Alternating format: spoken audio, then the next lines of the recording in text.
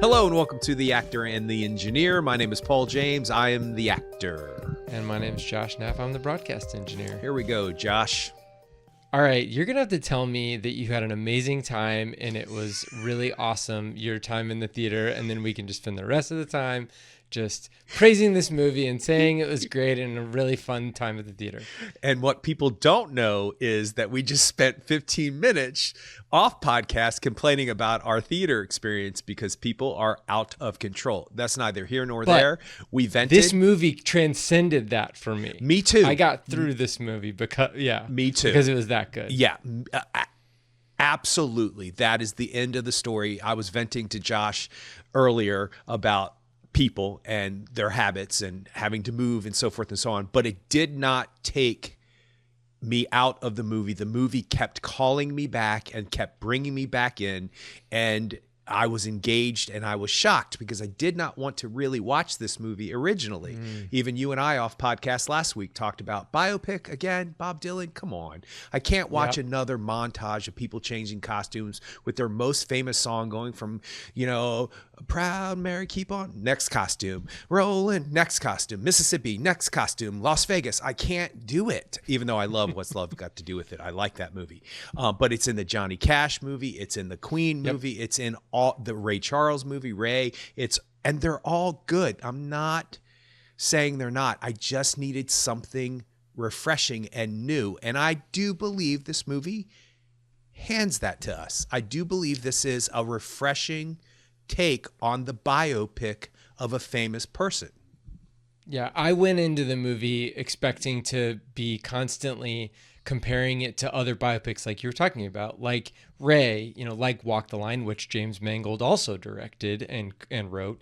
So that I was expecting. But when I was in the movie, I thought nothing about any of those other movies. Nothing. And I just was experiencing the movie. And Johnny Cash is in this movie. Yeah, of course. yeah. And I'm not even that big of a Bob Dylan fan. Like a lot of the songs that were in the movie I knew just from listening to classic rock and some folk music and stuff like that. But I was engaged in the film because of the film itself and not necessarily because, I recognize that song. Right. But because they figured out ways to bring up the songs within the narrative of the film, which is not necessarily the narrative of Bob Dylan's life in that time, but it is something that worked as connective tissue from scene to scene, from event to event, from character beat to character beat. And that's what I think is the success of this movie. Now, afterwards, I was thinking how does this compare to Ray? How does this compare to Walk the Line? But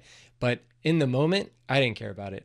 It was just exciting and engaging and very well done, just very well staged, very well set.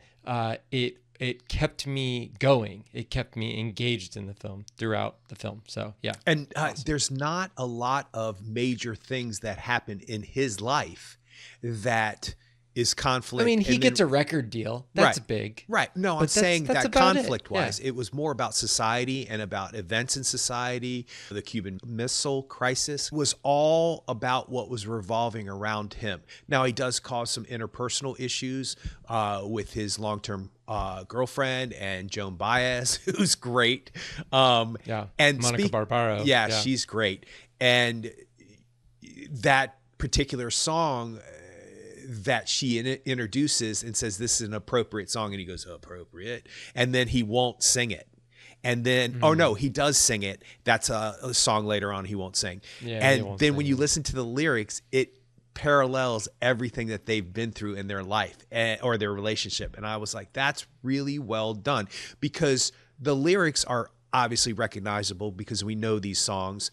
The only thing that kept me, it didn't keep me from being engaged, but it was kind of distracting in my own mind. It's not the film's issue at all. It's that, I was like, that's in Watchmen. Oh, that's in Silver Linings Playbook. Oh, that song's in this. That song's in that. So it's like we talked about the actors who we recognize, but we can't place them.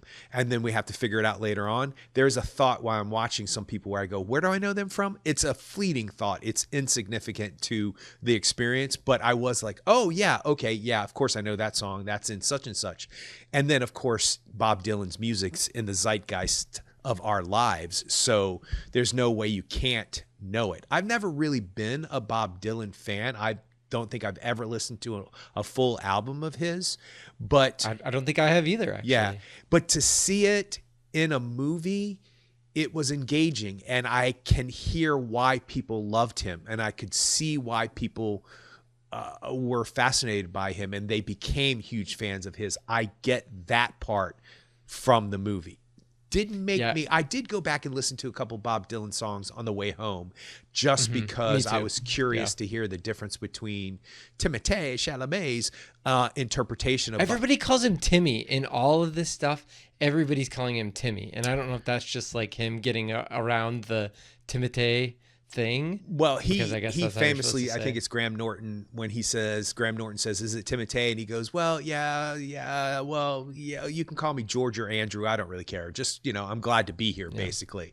And he's like, "Yeah, it is Timothée, but it's just so much easier for people to say Timothée Chalamet. It just is. I just like the rhythm of Timothée Chalamet. I like that rhythm."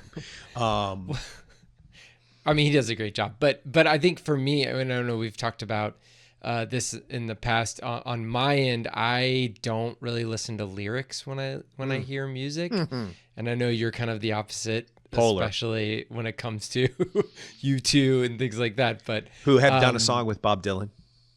There you go. So, but this movie got me to pay more attention to the lyrics because they bring up certain songs. He creates certain songs in the setting of the film based on what's going on around him, and that's what informs his writing, which I'm sure what happened in real life. But at the same time, it is not something that somebody who listens to a song on the classic rock radio or whatever, it is able to put together. So whereas in this movie, I'm solely focused on this one song, this one performance, and I'm not driving down the road and listening to the music and focusing on the musical aspect of it. I know the music, and I'm able to focus on the lyrics, and that helped me to understand his basis in, or his reverence for folk music specifically, and how he transcended the folk music genre to bring that into the current things that were happening in the United States specifically, in the world generally, during this period of the movie, which is pretty much like for 4 years, like 1961 and 1965. That's it. And it doesn't stray out of those bounds. So, have you noticed that that's kind of what biopics have been doing recently, where instead of being like, I mean, with Ray, it's like he's a kid, he's a young child, and he starts there, and then he goes to, later on in his career, it's a more retrospective of his full life, whereas this movie is 4 years, and other films that have come out recently have done that kind of like slice of life versus retrospective of a full career or a full lifetime. It's smart. It seems like that's more of a trend, but I like that because it can be focused and it can be less sprawling. No montages of different costumes. I can't deal with it anymore. Unless they do a Kiss biopic, then I'm in. Then I'm all about the costumes. But have their costumes changed? I don't know much about Kiss, but I mean, like, it seems like every picture I see, they're pretty much wearing the same thing.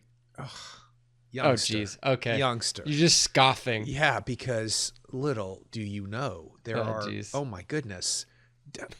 I don't even.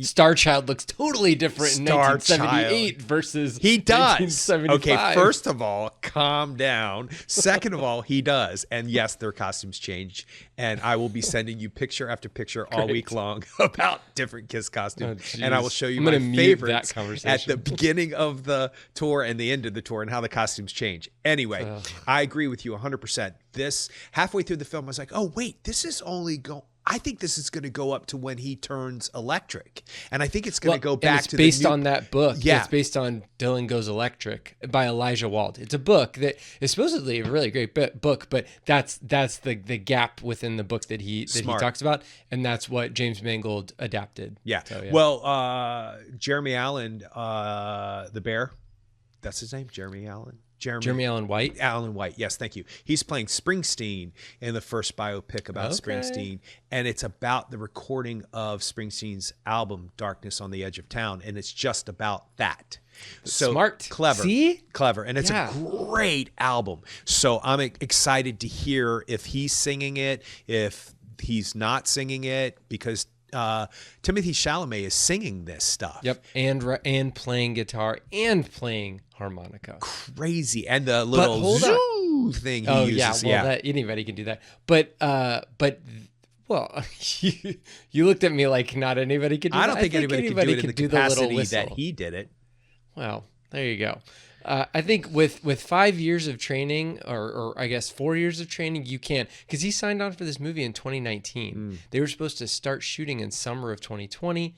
COVID happened, got pushed back. He had other things. James Mangold did Ford versus Ferrari, I think. And then he wrote in Indiana Jones and the Dial of Destiny, and then he ended up directing Indiana Jones and the Dial of Destiny. And during that time, Timothée Chalamet was doing Dune and the other stuff that he was doing. And then they were supposed to shoot in summer of 2023, and there was the actor strike and the writer's strike, so he couldn't do it then. And so it got pushed to summer of 2024, which is when they shot this. Well, you can tell he plays with confidence. You can tell that until he had 4 years to mess around with all of these, with being able to play and mess around with the singing. And from what I've seen in a lot of the behind the scenes and stuff, they did do like studio tracks of the performances, but then they also rolled on all of the on-set performances, and that's what they ended up using in the film. Well, that seems to be a new trend too, because Wicked was sung live. But I do have a technical... Les Miserables. Yeah. That didn't work. To varying that didn't work. Success. Mostly didn't work. Somewhat works. And also, Angelina Jolie sings in Maria. Oh, in Maria? I was like, what? And she only had 7 months to learn to sing opera. But apparently she's a singer, but somebody told her they didn't like something she was singing once, so it kind of got in her head, and she's really not been a singer, but this helped her open her voice up. I just saw her interviewing actors on Actors with Cynthia Erivo, as a matter of fact. Wow. And they were talking about singing live. My question about singing live on set, though, is... So they have to shoot it from different angles, okay? I did see in some of the behind the scenes, like especially the Joan Baez, Bob Dylan duets, they had multiple cameras. Okay. They had two steady cams and sometimes a dolly or a crane that they were able to like essentially shoot with 3 different cameras. So that way you could intercut in a single performance. Also, they can chop it up. We talk about but how do they do that with the vocals, though? Because if you're doing a vocal... Yeah, you can smooth that stuff. You can smooth those performances. Okay. You can cut from one performance to the other performance. If you're playing to a click track, like a thing that's like, constant rhythm, then you can play and meld vocals with the guitar performance and all that stuff. It's imperceptible. I mean, shoot, I do it sometimes in our editing where I'll cut things out, and hopefully you're not able to tell that I cut out audio in our podcast. So it's that kind of a thing. It's not impossible. It just sounds like, what did they finally use versus what did they use on set? I actually think I need to see it functioning in order to understand it. Like seeing an editor and then seeing the sound guy edit it. Like A versus B, but I have heard the difference between what you've edited on the podcast versus what we said, and I can't tell the difference. And sometimes I'm like, wait. Or you're like, wait, I thought I said this. No, I go, gosh, I sound great. Oh, he edited it. Oh, well, hey, So, hey, man, I'm all about Fincher. Take one word of me and put it together. He was taking like syllables. I don't have a problem with it. That's what they were talking about in Social Network. He was like, I took this like single sound and put it into this word. It's like, okay. Whatever it takes to make it work is my opinion about that. So I think that the song that they sing together that is so creative in the narrative is "It Ain't Me, Babe." Is that the song? Yep. Yeah. And that's very clever because the lyrics mirror everything that they've just been through and everything that they are going to go through. And you can kind of see, and I think maybe this is just my imagination on some level, but you can kind of see the actors are almost wink, wink to the audience about it. Like, we get it. We understand. She gets it. And it's done in character. So it's really well done. Is that the song where Elle Fanning's character leaves? No, I think Or that is that a different song? Okay. maybe. And then if that's the song she leaves on, then I think you're right. Then maybe it's Don't Think Twice, It's All Right. Is that the song that they sing in the beginning?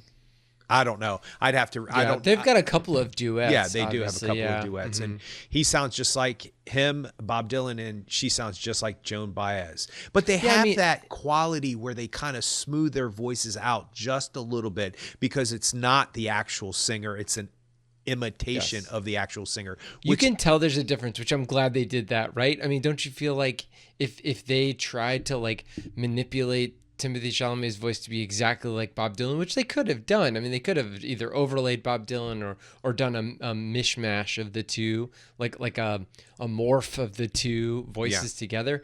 I think it would get into uncanny valley territory where it's not believable. Whereas this, I feel like I can hear Timothée Chalamet's voice versus Bob Dylan's voice. There's a delineation between the two voices. Yeah, but he it's doesn't. Like, I'm not listening to Bob Dylan, but I'm listening to somebody who has the affectations of Bob Dylan, right? Which is all we need.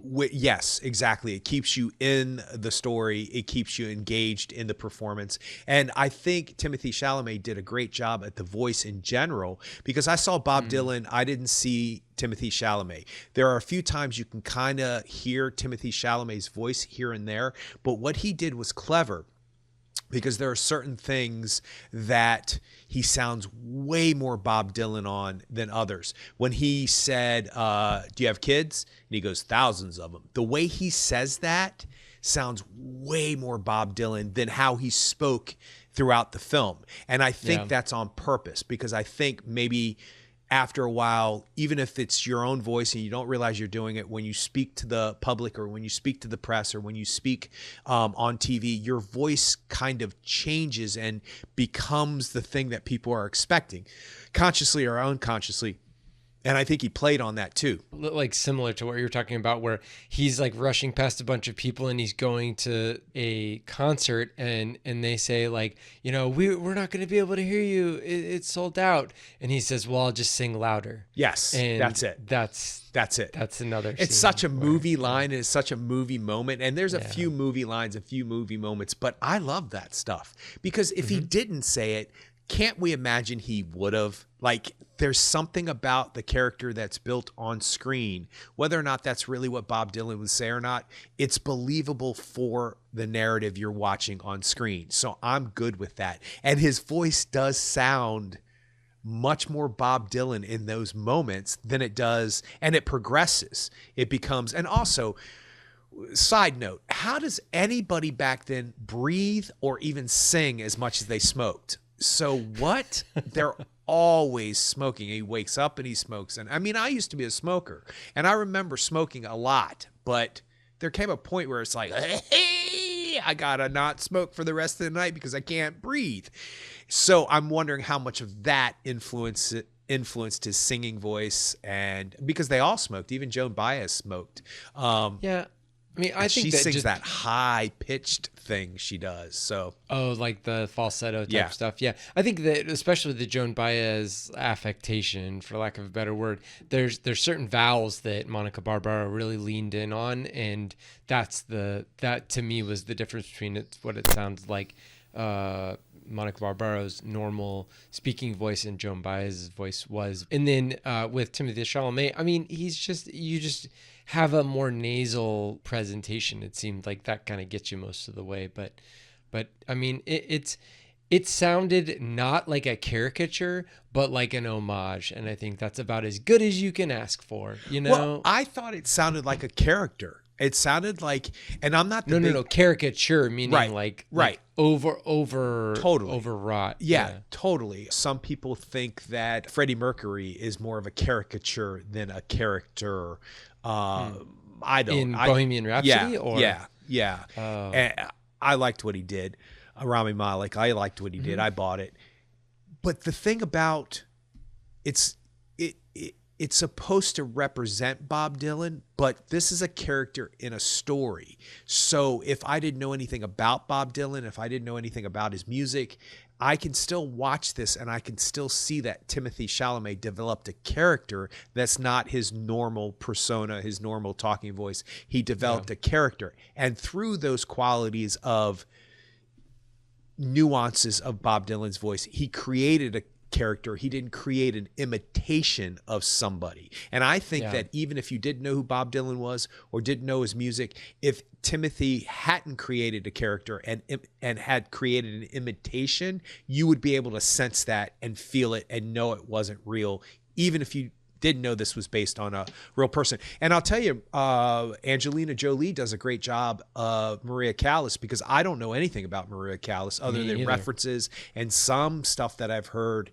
because I'm a theater person, and she comes up a lot.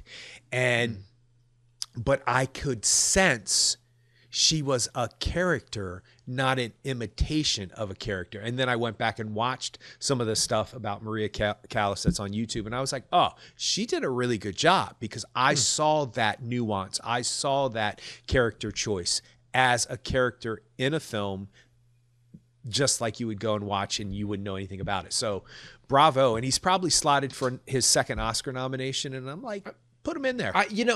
Beforehand, I was like, oh, whatever. But after seeing the film and after seeing his performance, I wouldn't bat an eye. I think that he should be up there in the top 5 performances. Well, he also of the year. created a character where it was consistent from moment one. He was confident and insecure all at the same time. He was confident enough to not have enough money to take a taxi to go to New Jersey to see Woody Guthrie in a hospital. He doesn't know anything about that. And then they're like, oh, are you going to play a song? And he's like, and then you could tell by him saying, hey, your music meant this to me. He says something really cool, and I can't remember the line. What does he say? He says something like it smacked me down or something. I can't remember what he says. Oh, yeah. Remember like in the beginning knocked me down. Yeah, he says something like, but it's much more elegant than that. And then he goes to pull the guitar out, and you can see there's a moment where he's like, And also the beginning of the film, and he's less experienced at this point, and he doesn't know, he knows he's an artist, and he knows he has a compulsion, and he knows he's driven. And she even says earlier on in the film, you're ambitious, which is a term you don't often think about when you think about somebody like Bob Dylan, but you would have to be ambitious to get to where he got to. You just have to be. He left Minnesota and left all the people that he ever knew for a new thing. Like, he completely gave up one life for a new life that wasn't guaranteed to him. And so that there's risk associated with that. And so he had to have something that kept him going through all of that. Hey, speaking of which, is the stuff about the circus true? Or did he make that up? I didn't look it up. I'm assuming he made it up. Really? Because she says something later on. Joan Baez says, really, the circus? And he just paused like, oh, she saw through that. That's my interpretation of it. But he kind of leans on it quite a bit. But I think that he was trying to craft a history. He was like, his history wasn't interesting enough. And he says that in the film too. He says something about history. Everybody makes their own history up. Everybody tells their own story based on their history and how they extract from their own history, and what they tell you becomes their history. It's clever. It's a clever movie. I think that the two things that I pulled from his characterization was that, he did not want to be told what to do, and he did not want to be put in a box, like to be categorized. And so that informed the rest of his career, and that's what drove the wedge between him and Pete Seeger. That's really the main conflict in the film. I mean, you do have his stuff with Joan Baez and his stuff with the Elle Fanning character, who's like a representation of a real woman in Bob Dylan's life. But ultimately, you have like his confrontation with being categorized, and with Pete Seeger not accepting the fact that what he's doing is exactly what Pete Seeger was doing earlier on in his life, which I thought was, and Pete Seeger's wife is who had to tell him that, hey, you're not seeing what's going on here. And I thought it's a good light conflict in the film.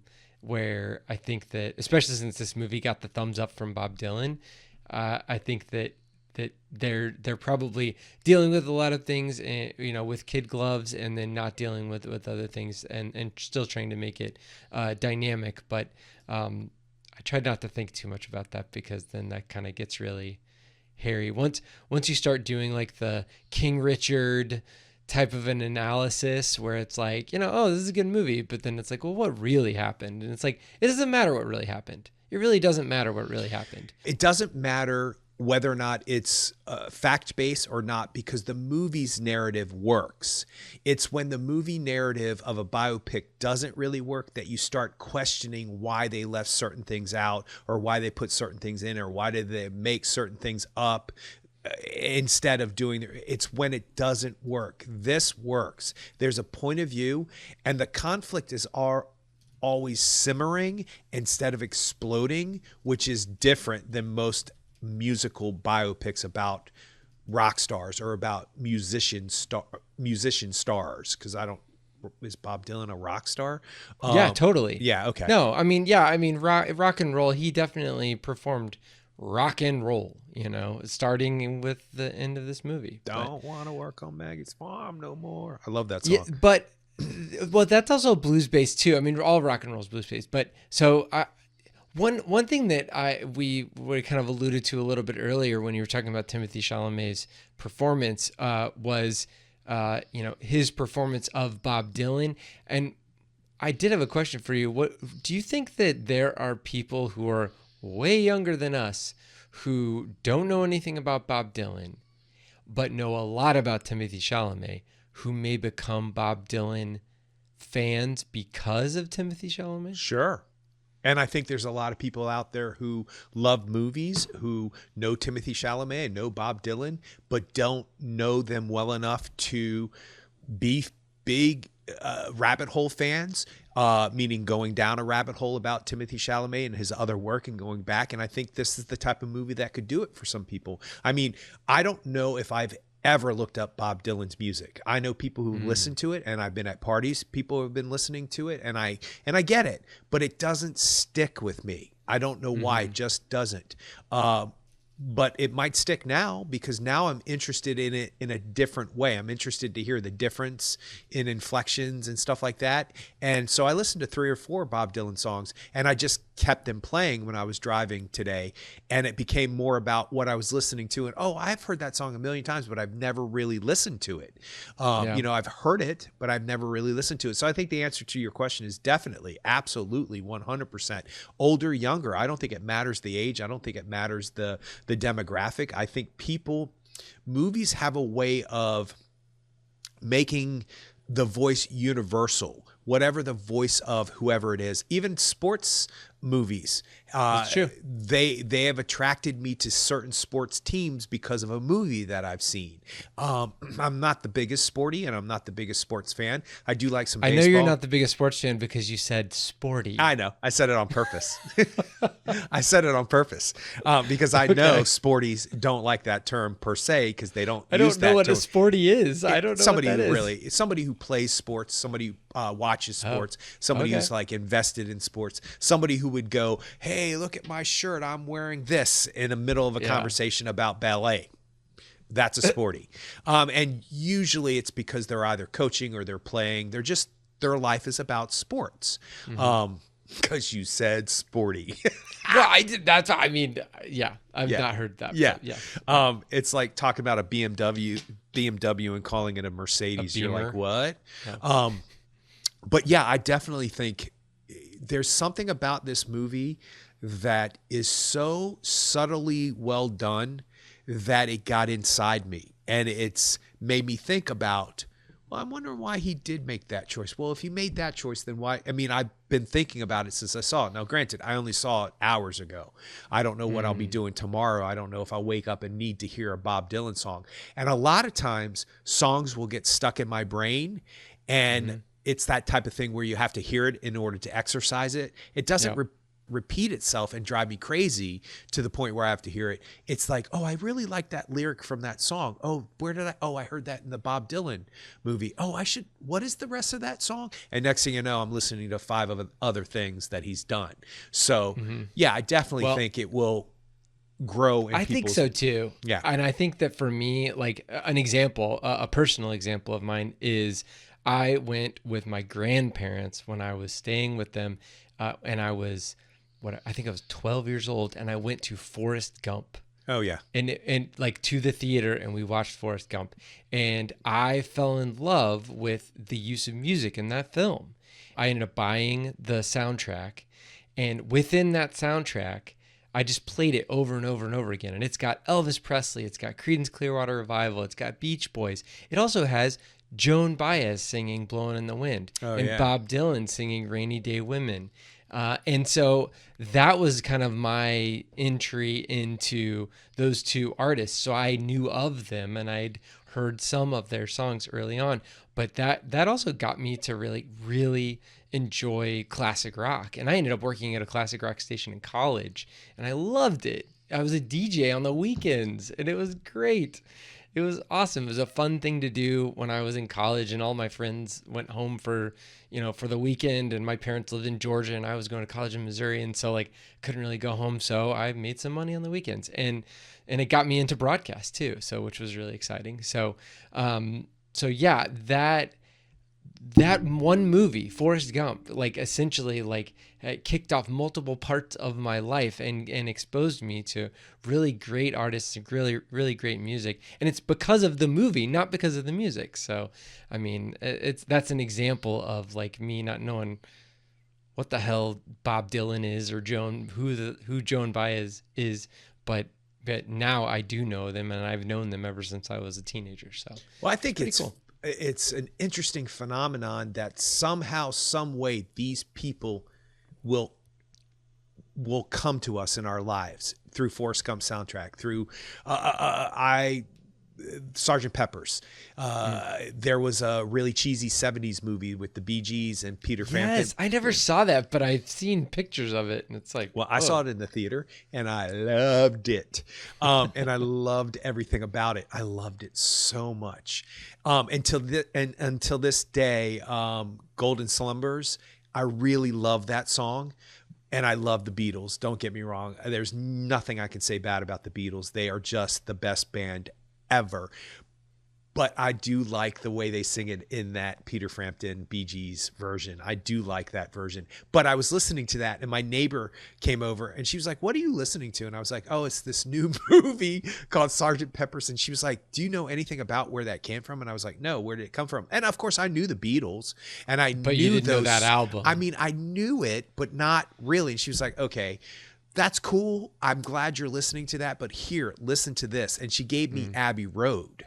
And then gave me Sgt. Pepper's. So what she did is she reconditioned my brain to the Beatles, and then gave me Sgt. Pepper's. And I've been pleasantly obsessed with the Beatles ever since. And so it's interesting how these huge people, these icons of music, Bowie's a great example of how they infiltrate into our lives. Through Labyrinth. That was my entry into David Bowie. Really? It's a movie once again. Wow, that's awesome. I love everything about that. I was going to say that CCR, Creedence Clearwater Revival, and I was raised in the South. I was raised on classic rock. I was raised on Southern rock, if you will. But luckily in the 70s and 80s when I was coming up, the radios were a little bit different. The radio stations were a little bit different. They played a variety of different stuff, different genres. And then it became very categorized and separate. Musical taste became separate. Radio stations. Genres. Became separate, jazz and this and that. But I did a play, and the character loved CCR. And so I just kept listening to them, and I could not get over how much I knew already about CCR's music. And how John Fogerty and all of his music, I didn't, you just don't know. And then once you do focus on it, it's all right there.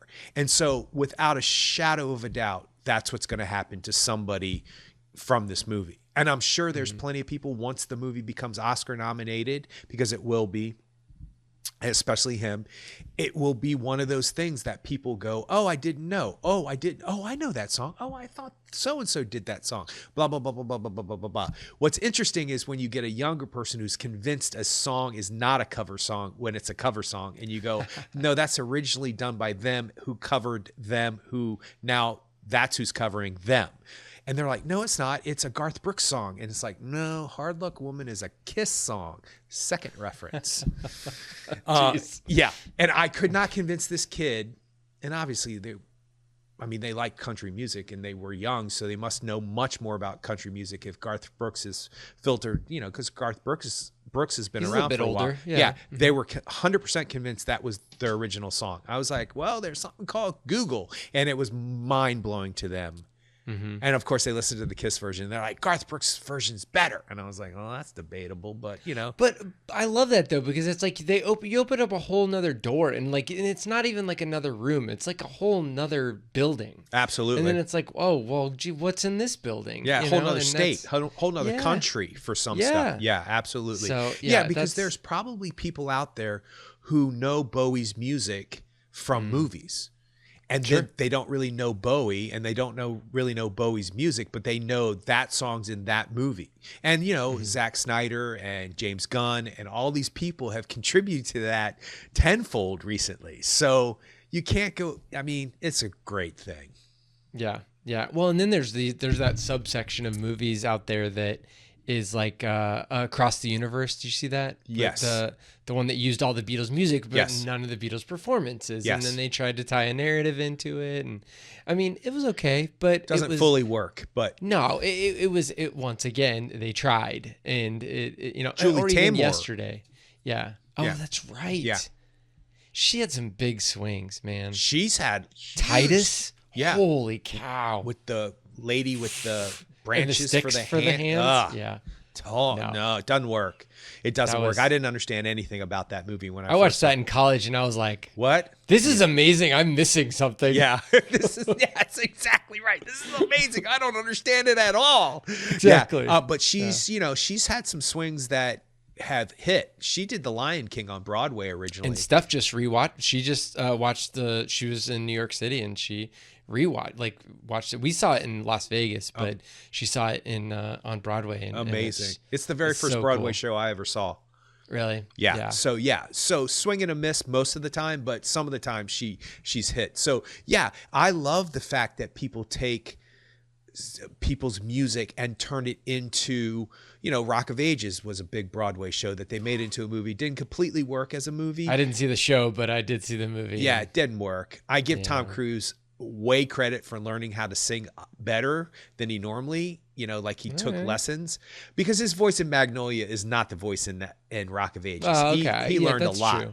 And then he's in Assless Chaps. So good for him. So, and he's playing a character no one thought he could play. So, but it doesn't fully work. There's some transference issues from stage singing out loud to movies singing out loud. You have to have a purpose to get it done. For example, Chicago was all supposed to be in Renee Zellweger's mind. So anything that happened musically was all in her mind. So it was accepted in a different way. So anyway, I'm okay with musicals though, but in this movie, it doesn't need to be a musical. It is diegetic music. They have enough reason to perform these things, and that's where that I can't remember what song it was, but it was after the missile crisis, the Cuban Missile Crisis, and he's in the club and he's singing "Weapons of War" or something. Oh yeah. Like that. Yeah, and it's so well done, well weaved in, and then once he's done with that performance, we see it from Joan Baez's perspective. She hears him from out in the street and then comes down and sees him perform. He gets done and then he packs up and walks up towards her, and then they embrace and start making out, and then that's another reveal too. There's a lot going on, and then they reveal this probably already ongoing relationship between the two. So you don't think that's the first time they kissed? It could have been, and it may have been like, oh, I don't know if we're going to be here tomorrow or not, but it sounded could go like both Bob ways. Dylan there. Did I? Yeah. See, that's the thing. Tomorrow I'm not an night. actor, so if I was going to do it, I'd be like, Yeah, don't do and that. it's Yeah, like, don't do it that. doesn't work. So I have a question about the music now that we're talking more specifically about it. One thing's a statement. I love the fact that they allow the performances to play out, the live mostly live performances. And sometimes there's a cutaway and the song continues a little bit. Sometimes, but is there any other songs in the movie that are like when they're walking towards the movie theater that one day? There's no music there. There's not a soundtrack per se. It's all I'm not done. sure if there's a score. Actually, that's a good No, question. that's not what I'm asking. Because scores don't stick. So for me, what I'm asking is there any other Bob Dylan songs or Joan Baez songs used in the movie to complement a scene, but it's not in a live setting where they're playing it or performing it? Unless there's times when you hear something on the radio, and I'm trying to remember, like when he goes in after he records his first album and he goes into the record store and he Yeah. looks at all of his albums. Yeah. There's a bunch of them, and then somebody grabs the last Joan Baez album and buys it. I think there might have Is been there a some song music. playing in the I think record there store? might have been some But there's music not a playing. song like when they're traveling on the motorcycle or when they're I Not don't think that so I either. remember. And I think that's clever. But I did immediately notice, oh, he's holding on this song. He hasn't cut away. This is 2-3 minutes into the song. They showed the performances, Yep. which is really unusual because usually it cuts, or usually the song is playing and they cut to another scene, or they're traveling or whatever it may be. But not in this. They actually allow the performances of the songs, the concerts, to play out most of the time. And I watched a bunch of like behind the scenes stuff, and the director of photography, Faden Papa Michael, or Papa Michelle, I guess, he talked about how the camera is always moving. First of all, it's digitally shot. It's not shot on film, and it's shot in very low light, which they can do with digital filmmaking with digital cameras. And so he did say that most of the shots are constantly moving, even if just a little bit. Like they showed a couple of like behind the scenes shots of the Newport Folk Festival where they've got a long, a camera with a long lens really far away shooting a performance, and the camera is just like on a little track dollying side to side, maybe 1 or 2 feet. Oh yeah, And it's very subtle. Even if they obviously have steady cams too that are kind of handheld and constantly moving. But then there's very little locked off shots. We're either walking with Bob Dylan in front of him, we're either following behind him with a spotlight on him, recreating the Greatest Hits album cover, or we're there's motion, and that helps with driving the visuals forward when a song is being played. It's literally a guy standing in front of a microphone with a guitar and a harmonica. Like that's what it is. So you've got tight shots, you've got medium shots, you've got wide shots, you've got crowd shots. There's a lot of stuff to cut to. So my guess is that they just shot a lot of footage, and then they were able to craft a dynamic performance for each of the performances. Some of them had more shots than others. You've got something that's a more energetic performance, like the electric set at the end of the film is going to have a lot more intercutting versus that shot of him, the oneer where she's coming down the stairs and he's playing that song after the Cuban Missile Crisis. Yeah. So, that's like some of those shots are like single shots that follow a character and they don't cut at all. So, they both work, but the energy is different. Well, so, he also spends a significant amount of time in each of those performance shots showing the audience and the characters reacting to Bob Dylan, sometimes for the first time, sometimes again where they're like, oh, that's brilliant. Like you can see, well, it's obvious in Joan Baez's first scene where she stops and she turns and she hears him for the first time, and then she's like, okay, that's interesting. And then she goes and she sits down and she's like, what's this guy all about? You can read it across her face. And a lot of times you'll see Pete Seeger and the roadies or his band members, whatever, watching him. And you can see that he's a true artist through their eyes and how they're being affected. And actually, a lot of times in these big biopics with the audience, you can tell when an extra is trying to look like they're enjoying a concert, and it's really difficult because sometimes there's no sound, so you have to act like you're hearing the song when it's not, and then sometimes you can barely hear it. It's a difficult thing to get it. Because you were an extra in Independence Day. Yeah. A little bit different. Because Okay. the extra stuff that I did, Less aliens in this movie. right, and also we got to make sound in those scenes. Okay. But there have been times where I've been extras in films where there was sound going on. We had to pretend like we were hearing it when it's not there. So it's really difficult to get a great audience reaction. And he did a really great job of picking certain people out, and especially at the end, because did you notice that most people in the crowd were like, you suck, go away, what are you doing? Oh, yeah. But there was that one lady, and if you're She was tapping her. Yeah. yeah, and then later on she's like, yes, when he does the third song, and there's a reaction by a person sitting next to her. I can't remember if it's on the right or left, like, what is wrong with you? And it's played really well, and it's only because they're right there in the shot that I noticed it. And the shot is from behind him, so you can see the crowd. But I thought that's a really clever director who was able to capture, to direct, and let this audience that can't say anything or do anything really, you need to respond this way, or this is what I'm looking for in the crowd. And he found it and he got it. And I don't know if that was something that just happened organically. And he's like, that woman's going in my movie, move her over. Cause they'll do that a lot of times. If you're not reacting, they'll pull you out and put somebody else in. And a lot of times you can get lines that way too.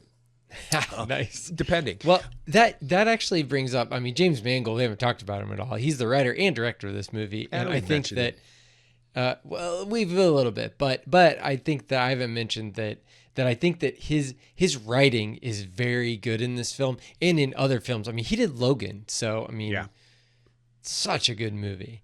And I think that in this film, I feel like his writing is top notch. I feel like his directing, because he did Ford versus Ferrari. He's done, he did, we talked about Indiana Jones last year too. So, or I guess a year and a half ago. But I feel like as a director, like he hits doubles consistently. Like if we're going back to the baseball metaphor, like if you can get somebody who hits a double every time he comes up to bat, that is a Hall of Fame baseball player. Doesn't necessarily mean that they're the home run. They're not Hank Aaron. They're not Babe Ruth. But I feel like James Mangold is a consistent director. And I think that that's, for something like this, for a subject matter like this, like it's perfectly fine. And I think that his writing is kind of the star as far as like the comparison of the two, writing versus directing in this case. But yeah, I felt like, he's one of those directors that I go, I like him. And then I go look at his bio and I go, Heavy? He did Heavy? I love that movie. Have you ever seen that movie about the overweight chef? And then he did Copland. Have you ever seen that movie with Sylvester Stallone? No, but I did listen to an interview with him. Yeah, I listened to an interview with him and Guillermo del Toro, and they talked about that for like 5 minutes, about Copland. It's I was like, actually a really good movie. Girl Interrupted. I didn't realize he did Identity. No way, he directed that? I like that. I mean, I like is a... that was a film that I saw, like, it was a 1999 film, which, there's a bajillion of them, but it was one of those movies. So, yeah. Yeah, the movie, I think, is well done, bolstered by extremely great performances. Did you ever see Identity? Yeah. See, I didn't even go that far back. I'm wondering if he wrote that. I'm going to look that up really quick, because that was an adaptation, I thought. Yeah, it wasn't. Yeah, you're right, it was.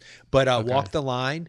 3:10 to Yuma. He did the updated version with Russell Crowe and Ben Foster, which I love. See what I mean? Like, it's like he's Wolverine, he's Logan, not the star. Ford versus Ferrari, which I thought was great too.